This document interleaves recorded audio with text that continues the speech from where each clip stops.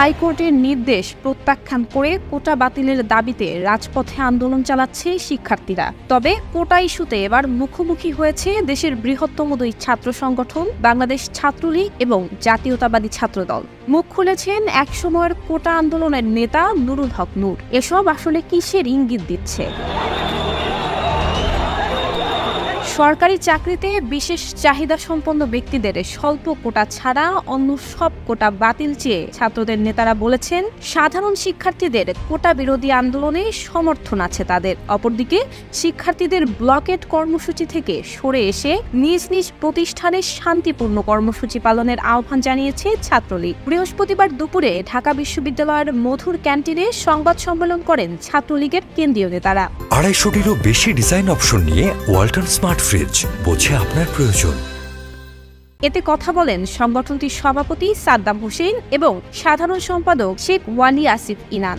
সাদ্দাম বলেন যে বিষয়টি আইনিভাবে সমাধান হচ্ছে, আশ্বাসও মিলেছে। সেই বিষয়টি নিয়ে আন্দোলনকে টেনে হিচড়ে লম্বা করা উচিত নয়। কোটার যৌক্তিক সংস্কার এবং সামঞ্জস্যপূর্ণ সমাধান ছাত্রলীগও চায়, তবে তা জনদুর্ভোগ সৃষ্টি করে শহরকে অচল করে নয়।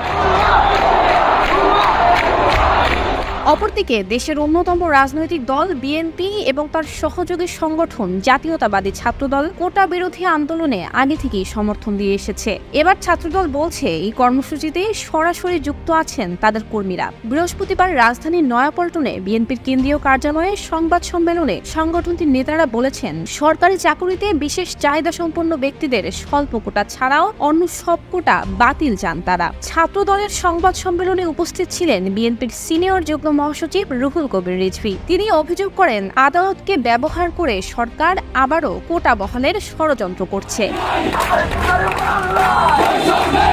আদালতের নির্দেশের পরও কেন কমিশন গঠন এবং সংসদে আইনের মাধ্যমে সমাধান চাইছেন এমন প্রশ্নে আন্দোলনকারীরা বলছেন, ভবিষ্যতে ক্ষুদ্র নৃগোষ্ঠী সম্প্রদায়ের কেউ কিংবা প্রতিবন্ধী কেউ রিট করলে তখন পরিপত্র কিংবা আদালতের আদেশ বাতিল হতে পারে। তাই আদালতের আদেশে চূড়ান্ত সমাধান দেখছেন না তারা।